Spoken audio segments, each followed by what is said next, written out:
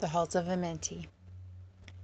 Deep in earth's heart lie the halls of Amenti, far 'neath the islands of sunken Atlantis, halls of the dead and halls of the living, bathed in the fire of the infinite all. Far in a past time, lost in the space-time, the children of light looked down on the world. Seeing the children of men in their bondage, bound by the force that came from beyond, knew they that only by freedom from bondage could man ever rise from the earth to the sun. Down they descended and created bodies, taking the semblance of men as their own. The masters of everything said, after their forming, "We who were they were formed from the space dust, partaking of life from the infinite all, living in the world as children of men, like and yet unlike the children of men."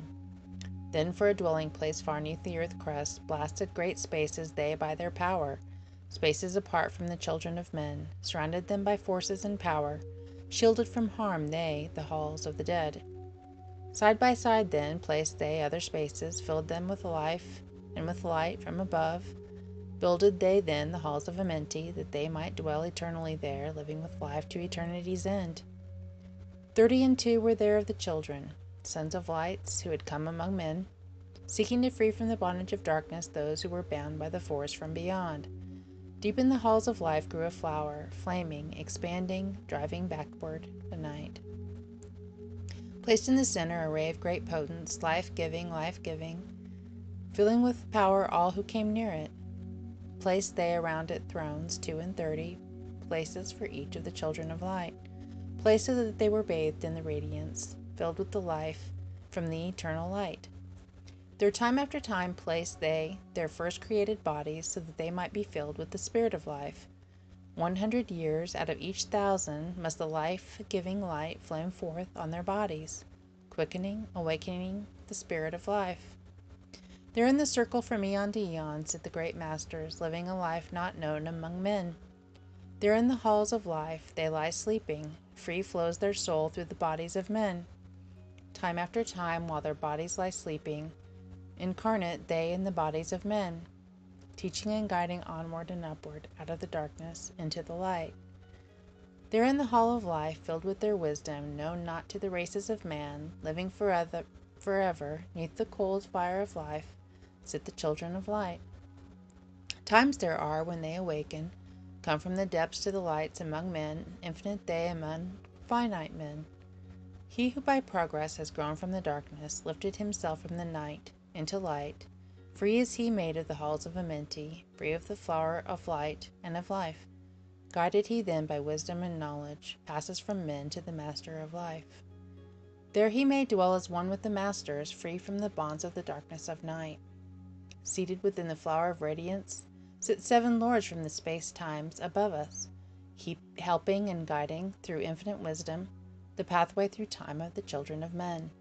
Mighty and strange they, veiled with their power, silent, all-knowing, drawing the life force, different yet one with the children of men, aye, different and yet one with the children of light. Custodians and watchers of the force of man's bondage, ready to loose when the light has been reached. First and most mighty sits the veiled presence, Lord of lords, the infinite 9, over the other from each the lords of the cycles, 3, 4, 5, and 6, 7, 8, each with his mission, each with his powers, guiding, directing the destiny of man. There sit they, mighty and potent, free of all time and space. Not of this world they, yet akin to it, elder brothers they, of the children of men. Judging and weighing, they with their wisdom, watching the progress of light among men. There before them was I led by the dweller, watched him blend with one from above. Then from he came forth a voice saying, "Great art thou, Thoth, among children of men. Free henceforth of the halls of Amenti, master of life among children of men. Taste not of death except as thou will it, drink thou of life to eternity's end. Henceforth forever is life, thine for the taking, henceforth is death at the call of thy hand.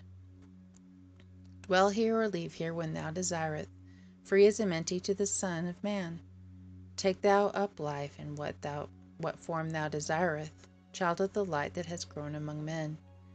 Choose thou thy work, for all must labor, never be free from the pathway of light. One step thou hast gained on the long pathway upward, Infinite now is the mountain of light. Each step thou taketh but heightens the mountain, all of thy progress but lengthens the goal. Approach ye ever the infinite wisdom, ever before thee recedes the goal. Free are ye made now of the halls of Amenti, to walk hand in hand with the lords of the world, one in one purpose, working together, bring of light to the children of men. Then from his throne came one of the masters, taking my hand and leading me onward, through all the halls of the deep hidden land. Led he me through the halls of Amenti, showing the mysteries that are not known to man. Through the dark passage downward he led me, into the hall where sight the dark death. Vast as space lay the great hall before me, walled by darkness but yet filled with light. Before me arose a great throne of darkness, veiled on it seated a figure of night. Darker than darkness sat the great figure, dark with the darkness not of the night. Before it then paused the Master, speaking the word that brings about life, saying, O Master of darkness, guide of the way from life unto life, before thee I bring a son of the morning. Touch him not ever with the power of night. Call not his flame to the darkness of night. Know him and see him, one of our brothers, lifted from darkness into the light. Release thou his flame from its bondage. Free let it flame through the darkness of night. Raised then the hand of the figure, forth came a flame that grew clear and bright, rolled back swiftly the curtain of darkness, and veiled the hall from the darkness of night. Then grew in the great space before me flame after flame from the veil of the night. Uncounted millions leaped they before me, some flaming forth as flowers of fire. Others there were that shed a dim radiance, flowing but faintly from out of the night. Some there were that faded swiftly, others that grew from a small spark of light, each surrounded by its dim veil of darkness, yet flaming with light that could never be quenched. Coming and going like fireflies in springtime, filled they with space, with light, and with life. Then spoke a voice mighty and solemn, saying, These are lights that are souls among men, growing and fading, existing forever, changing yet living, through death into life. When they have bloomed into flower, reached the zenith of growth in their life, swiftly then send I my veil of darkness, shrouding and changing to new forms of life. Steadily upward throughout the ages growing, expanding into yet another flame, lighting the darkness with yet a greater power, quenched but unquenched by the veil of the night.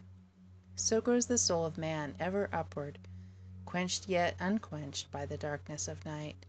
I, death, come, and yet I remain not, for life eternal exists in the all, only an obstacle I in the pathway, quick to be conquered by the infinite light. Awaken, O flame that burns ever inward, flame forth and conquer the veil of the night. Then in the midst of the flames in the darkness grew there one that drove forth the night, flaming, expanding, ever brighter, until at last was nothing but light. Then spoke my guide, the voice of the Master, See your own soul as it grows in the light, free now forever from the Lord of the night. Forward he led me through many great spaces, filled with the mysteries of the children of light. Mysteries that man may never yet know of, until he too is a son of the light. Backward then he led me into the light of the hall of the light. Knelt I then before the great masters, lords of all from the cycles above. Spoke he then with words of great power, saying, Thou hast been made free of the halls of Amenti. Choose thou thy work among the children of men. Then spoke I, O great Master, let me be a teacher of men, leading them onward and upward until they too are lights among men, freed from the veil of the night that surrounds them, flaming with light that shall shine among men. Spoke to me then the voice, Go as yet will, so be it decreed. Master are ye of your destiny, free to take or reject at will. Take yet the power, take ye the wisdom, shine as a light among the children of men. Upward then led me the dweller, dwelt I again among children of men, teaching and showing some of my wisdom, son of the light, a fire among men. Now again I tread the path downward, seeking the light in the darkness of night. Bold ye and keep ye, preserve my record, guide shall it be to the children of men.